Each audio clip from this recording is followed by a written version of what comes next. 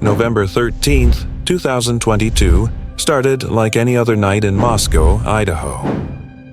A peaceful town where the biggest concern seemed to be the weather, the quiet hum of university life, and the occasional late-night study session.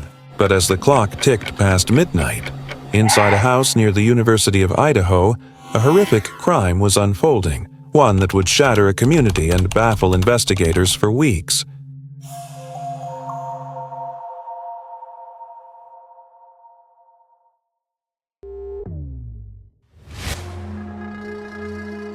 Four young lives were brutally stolen. Kaylee Goncalves, Madison Mogen, Xana Kernodle, and Ethan Chapin. Students, friends, and siblings found dead in a way that no one could have imagined. A massacre, 4 victims, one night, and not a single clear answer. What made it even more chilling? The killer seemed to have been right under their noses. The house was familiar to them, the students' lives well known in the community, yet there was no sign of forced entry, no obvious motive. Just the unsettling question: who could have done this, and why? As the investigation stretched on, the town held its breath. Law enforcement was tight-lipped. Rumors and theories ran wild, but the truth remained hidden in the shadows. The killer, still free, still undetected, was out there, and no one knew where the next step would lead. For weeks, there were no answers, no clues, just unanswered questions hanging in the air like a dark cloud. Was it a stranger? Someone they knew? A random attack, or something far more calculated? One thing was certain: the more the case unfolded, the more the mystery deepened. This was no ordinary crime, and the truth, when it finally emerged, would turn everything we thought we knew about the case upside down. In the days following the murders, Moscow, Idaho was a town haunted by an unshakable silence. The University of Idaho, usually filled with the buzz of young ambition, was now a place of tension and confusion. At the heart of it all was a house, 1422 King Road, a modest 2-story residence just a short walk from campus, where the lives of 4 young students had been violently cut short. The initial discovery of the crime was as shocking as it was tragic. It began as a routine call to police. Kaylee Goncalves and Madison Mogen, 2 of the victims, had been due to return home from a night out. Their families hadn't heard from them in hours, but it wasn't unusual for college students to get caught up in late-night activities. However, when calls went unanswered, their families grew concerned. Kaylee's father, Steve Goncalves, was the first to express deep worry. He had been trying to reach his daughter. After hours of silence, he made the gut-wrenching decision to contact the police. As officers began investigating, what they found inside the home would send shockwaves through the entire nation. At around noon on November 13th, a 911 call was made from inside the house. But it wasn't from a victim. It was from a roommate who had somehow survived the brutal attack. The 911 operator received a chilling message, but details were sparse. The dispatcher could barely understand what had happened. It was a frantic, half-coherent call filled with confusion and terror. When officers finally arrived at the scene, what they found was unfathomable. Inside the house, they discovered the bodies of Kaylee Goncalves, Madison Mogen, Xana Kernodle, and Ethan Chapin, slain in a way that left investigators reeling. Blood was everywhere. The victims had been attacked while they slept, some of them still in their beds. It was a massacre, executed with a terrifying precision. Despite the horrific scene, there were no signs of forced entry. The windows were locked, the doors shut. No valuables were taken, and there was no clear evidence of a robbery. The killer didn't seem to be after money or revenge. It was as if the attack was personal. Yet there was nothing that immediately linked the victims together with anyone in the town. The police were stunned. How could such a brutal crime occur in the heart of a college town? And why did it feel so planned? But even more disturbing was the fact that 2 roommates who had also been in the house at the time of the attack appeared to have been untouched. One of them, who had been sleeping in her own room on the 2nd floor, later told authorities that she had heard strange noises but hadn't thought much of it. It wasn't until the following morning, after the horrific discovery was made, that she realized the gravity of what had happened. This detail, though seemingly innocuous, would come to haunt the investigation. Was it possible that the killer had been in the house for hours without anyone noticing? Or had the victims been deliberately targeted, one by one, while the others slept? As investigators combed through the house, collecting evidence, they were faced with an unsettling reality. There were no easy answers. The brutal slaying of 4 students in the dead of night had left a community shattered, and left law enforcement with more questions than answers. The police quickly ruled out the possibility of a random attack, and theories began to emerge. Could the killer have been someone who knew the victims personally? Someone who had a grudge? Or was this a more calculated, predatory act, committed by a stranger who had been planning the murders for weeks? While the town's residents held their breath, desperately hoping for answers, the investigation unfolded slowly. Every lead seemed to go nowhere. No fingerprints, no DNA, no witnesses. Only the haunting image of 4 young people, violently taken from a world they should have still been a part of. And then there was the media frenzy. The story of the Idaho murders spread like wildfire, gripping the nation. The families of the victims were left to wonder, how could anyone do this? What did their children ever do to deserve this? But as the case entered its 2nd week, one thing became painfully clear. The killer was still out there, and they were just as elusive as ever. As the investigation into the brutal murders of Kaylee Goncalves, Madison Mogen, Xana Kernodle, and Ethan Chapin deepened, Moscow, Idaho found itself under the unrelenting gaze of the nation. What had seemed like a close-knit college town was now a place overshadowed by terror. The killer was still out there, somewhere, and every passing day without answers left the community on edge. Law enforcement had their work cut out for them. But as the hours turned to days, and days into weeks, the case grew colder, leaving the investigators with an overwhelming sense of frustration. With no immediate witnesses, no forced entry, and no solid leads, the mystery seemed impossible to crack. The brutality of the attack made it clear that this was no random act. It was personal, but who could have committed such a heinous crime?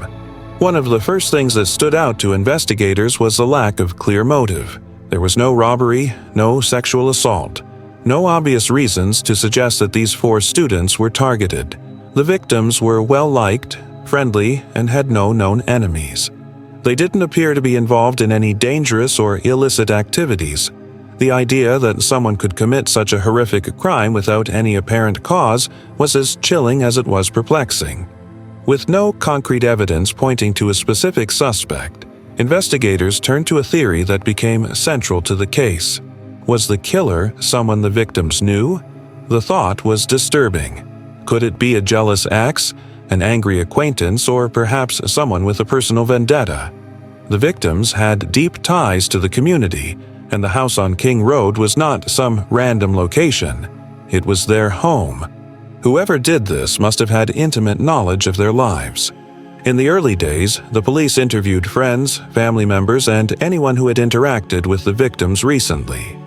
They carefully combed through their social media, looking for any signs of conflict or clues that could reveal the killer's identity. But there were no clear answers. As the investigation progressed, law enforcement sought to build a psychological profile of the killer. Experts speculated that the murderer might be someone with violent tendencies, someone capable of committing a gruesome act of violence, but also able to evade capture. Could this be a person who had been planning this attack for months?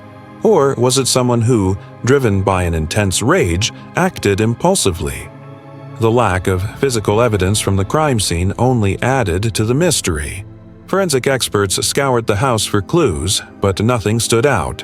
No DNA traces, no fingerprints, no items left behind. It was as if the killer had disappeared without a trace. There was one piece of evidence that could offer a glimpse into the killer's mind, though: surveillance footage from nearby houses. For days, investigators reviewed hours of video, hoping to spot something that might point them toward a suspect. It was a painstaking process, but one critical detail emerged. Footage from the night of the murders showed an unfamiliar car near the house around the time of the killings. This car became a key piece of the puzzle. Was the driver a witness, or was this the killer's vehicle? But even with this potential lead, investigators were no closer to catching the killer. The car's owner remained unidentified, and the connection between it and the crime was still unclear. The pressure was mounting. The victims' families were desperate for answers, and the town of Moscow was living in a constant state of fear, wondering if the killer might be living among them. Could it be someone in the community? A student at the University of Idaho? A neighbor? At the same time, rumors and theories about the killer's identity spread like wildfire. Some speculated that the murders were the result of a robbery gone wrong. Others believed the killer might have been a student from the University of Idaho, someone familiar with the house, someone who knew exactly when and where to strike. Each theory seemed just as plausible as the next, yet none provided any answers. The investigators pushed on, knowing that with every passing hour the window for finding the killer was closing. They followed every lead, re-examined every detail, and interviewed anyone who had any potential connection to the victims. Still, the case seemed to be slipping through their fingers. And yet, just as the investigation seemed to stall, one critical breakthrough would turn the entire case upside down. But that discovery, the one that would finally begin to piece together the mystery, was still out of reach. Weeks turned into months, and the investigation into the brutal murders of Kaylee Goncalves, Madison Mogen, Xana Kernodle, and Ethan Chapin continued without a breakthrough. The killer had seemed to vanish without a trace, leaving the police, the victims' families, and the entire town of Moscow in a state of near desperation. The unanswered questions were mounting. Who could have committed such a horrifying crime, and why had they been able to escape the grasp of law enforcement for so long? Then, in December 2022, something extraordinary happened. A new lead, seemingly out of nowhere, would bring the investigation back into focus. It came not from a tip-off or a witness, but from a piece of evidence that had gone largely overlooked in the beginning: a car. Surveillance footage from the night of the murders had shown an unfamiliar white sedan near the house on King Road. Investigators had already suspected that the car might be connected to the crime, but without a clear lead, it had remained just another fragment of the puzzle. However, one small breakthrough in December would change everything. A break in the case came when law enforcement, re-examining the surveillance footage, identified a potential suspect who was linked to the white sedan. This individual was Bryan Kohberger, a 28-year-old criminology student at Washington State University, just a short drive from Moscow. Kohberger had been in the vicinity of the murder scene on the night of the killings, but what stood out was his background. He was not only a criminology student, he was someone who studied criminal behavior, someone who might understand the psychology of both the victims and the investigators trying to solve the case. It was chilling to think that the killer might have been studying the very tools used by law enforcement to track him down. The connection to Kohberger was made when police found his car in proximity to the scene and linked him to the mysterious white sedan seen in the footage. But it wasn't just the car. Authorities also began looking into Kohberger's behavior and his actions leading up to the crime.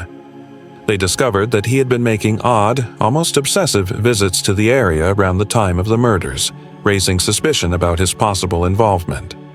A deeper investigation into Kohberger revealed that, in the weeks following the murders, he had made multiple attempts to insert himself into the case. He had contacted a local police department asking for information on the investigation, seemingly eager to learn about the progress of the case. It was a strange and unsettling move for someone who was supposed to be a criminology student studying the subject academically. Was he trying to learn how to cover his tracks? Or was he attempting to throw off investigators? On December 30th, 2022, the FBI and local law enforcement moved quickly. Bryan Kohberger was arrested at his home in Albrightsville, Pennsylvania. The arrest sent shockwaves through the community. The man many had never heard of, an outsider, a student, an enigma, was now the prime suspect in the murder of 4 students from the University of Idaho. But even as authorities closed in on Kohberger, questions remained. What was his motive? Was this a premeditated act, or did something snap in him that night? Why the victims? What connection did he have to them? While Kohberger sat behind bars, the answers to those questions remained elusive, and the investigation, which had seemed to stall for so long, was now reaching a new and disturbing chapter. Then, the arrest was just the beginning of a long, painful journey for the victims' families. One that would eventually lead to trial, but with the specter of unanswered questions hanging in the air. The arrest of Bryan Kohberger brought a sense of closure to a case that had left many questioning the darkness that could lurk in even the most unsuspecting places. But the mystery of the murders of Kaylee, Madison, Xana, and Ethan is far from over. The truth, while now linked to Kohberger, remains a tangled web of unanswered questions. Why did he choose these 4 students? What drove a criminology student, someone who understood the criminal justice system, to commit such a horrific act? And what drove him to take such extreme measures to avoid capture, even while studying criminal behavior? As the case moves into the courtroom, the families of the victims continue to grapple with their unimaginable loss. The shock of the murders, followed by the long months of uncertainty, have left an indelible mark on them, and on everyone who followed this case closely. This tragedy reminds us of the fragile nature of life, the darkness that can hide behind ordinary facades, and the unspeakable pain that can be caused by one senseless act of violence. The questions remain, but one thing is certain: the victims' lives will not be forgotten. They will always be remembered, and their stories will continue to resonate long after the case is closed. Thanks for watching till the end. If you found this video intriguing, please give it a thumbs up, subscribe to our channel, and hit the notification bell so you never miss an update. Share your thoughts and theories in the comments below, and let's continue to uncover the truth behind the world's most chilling crimes together. Stay safe, stay curious, and remember, the darkest secrets often hide in plain sight. Until next time, thank you for being a part of Deadly Secrets.